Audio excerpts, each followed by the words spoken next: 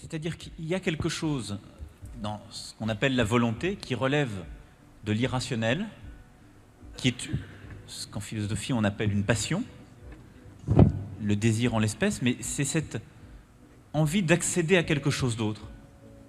Et donc en effet, pour qu'il y ait une force motrice qui vous fasse aller de l'avant, de manière parfois irrationnelle, contre l'adversité, je crois que c'est ce que vous vivez toutes et tous, qui est finalement à la fois ce qu'il y a de plus beau mais de plus dur, qui justifie parfois d'être extraordinairement seul, mais d'avoir toujours cette énergie précisément qui vous pousse de l'avant. Il faut en effet cette pointe de désir. Et donc c'est une petite passion qu'on a au cœur, on peut appeler ça aussi l'enthousiasme, qui étymologiquement veut dire justement porter le petit Dieu en soi, mais qui est une forme d'énergie motrice comme ça, qui vous pousse, qui propulse votre volonté et qui fait qu'il y a toujours quelque chose d'irrationnel quand on mène une entreprise. Et le désir d'entreprendre que vous portez, il n'est pas que rationnel. Il n'est pas qu'un principe mécanique qui fait qu'on avance et qu'on met un pas devant l'autre. Il y a cette folle énergie résolument irrationnelle qui est que non seulement on veut avancer, mais on veut aller dans des terres inconnues de beaucoup d'autres. J'ai structuré ce mouvement en nommant une direction nationale, des référents, plus de 2200 comités locaux qui structurent le territoire. Donc vous avancez à votre rythme et mais vous allez ensuite, donc proposer les idées ensuite, ce qui est très... Mais les idées sont dans le livre et depuis des mois j'en propose. Le programme, au-delà des idées, le programme. Pardon de vous le dire. Un programme avec 300 mesures, ça n'a aucun sens. Ça n'a aucun sens parce que vous l'avez vécu pendant les primaires de la droite. Ils se sont battus sur des mesures. Mais ils ne partageaient plus la même vision de la société, de l'économie, de la place de la France dans le monde. Quand des candidats d'un même parti ne sont pas d'accord sur ce que doit être la loi fondamentale, la place de la France en Europe, la politique internationale de la France de manière radicale, ce qu'est la transition énergétique, les uns considérant qu'elle n'est plus pertinente, les autres qu'elle est au cœur de leur programme, le modèle de justice sociale et l'État-providence, la part de la religion dans la société, le modèle de société qu'on veut. Mais je suis désolé de vous dire, on se fout des programmes. Ce qui importe, c'est la vision, c'est le projet.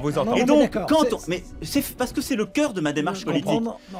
Quand on n'a plus le même projet politique, on n'est plus dans le même parti.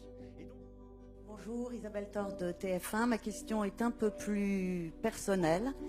Vous avez, dans un mensuel, déclaré que vous ne vous aimiez pas. Alors, ça en a fait sourire certains. Mais plus sérieusement, est-ce que vous pouvez nous dire ce que vous n'aimez pas en vous et qui pourrait gêner, bien sûr, votre action politique? Et est-ce qu'il n'est pas gênant de prétendre diriger un pays sans s'aimer soi-même? Alors, je vais vous dire deux choses. La première, c'est que l'amour de soi n'est pas l'estime de soi.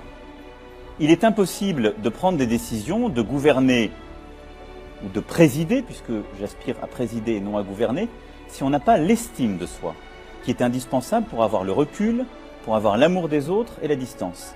L'amour de soi qui confine au narcissisme n'est pas une qualité, très rarement. Donc il faut avoir l'esprit de distinction en la matière. J'ai l'estime de moi-même, comme je l'espère chacune et chacun dans cette salle, qui permet le recul, la bonne décision, mais j'ai le droit de ne pas avoir l'amour de moi-même et une contemplation narcissique à l'égard de votre serviteur.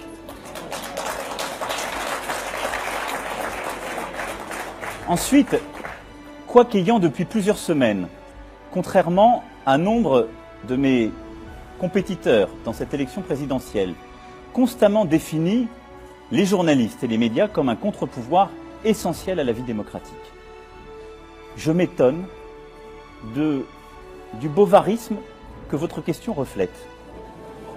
Pendant des semaines, vous m'avez dit « Ce monsieur ne contemple que lui-même. Il n'a d'autre discours que lui-même. Au fond, c'est une secte étrange qui se rassemble avec des enthousiastes que nous ne comprenons pas vraiment, mais il n'est que l'incarnation de quelque chose qu'on ne comprend pas. » Les trépignations arrivaient pour demander un projet, avec beaucoup d'entrain que nous sommes en train de satisfaire. Et le jour où je vous présente un projet, vous me parlez de moi.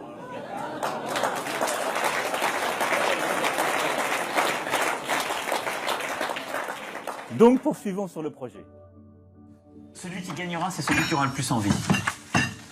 Et donc, là, maintenant, et tout le monde, je le dis, Ça doit vibrer ici. C'est pour ça que j'étais en colère samedi quand je vois que c'est pas plein ici. Tout le monde maintenant, tout ce qui a été fait, on peut être fatigué, etc.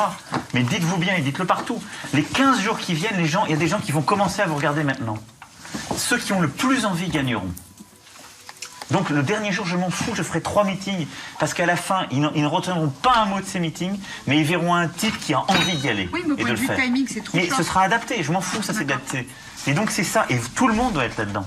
Ne soyez jamais arrogant quand vous êtes face à un journaliste, rien n'est gagné, on peut se faire déballonner dans les 15 jours. Mais déballonner. Là, il faut que les gens comprennent que pendant 15 jours, ils peuvent dormir et manger, mais le reste du temps, ils ne feront que ça. Que ça. Sinon, c'est pas la peine. Et les Françaises et les Français, moi je les connais, c'est que ça qu'ils regardent. À la fin, ils veulent savoir qui a le plus envie. Et il y a une prime colossale à celui ou celle qui a le plus envie. Et ce sera nous. Non, on Parisien. Donc voilà, vous vous démerdez sur les dates, mais il n'y a pas le choix.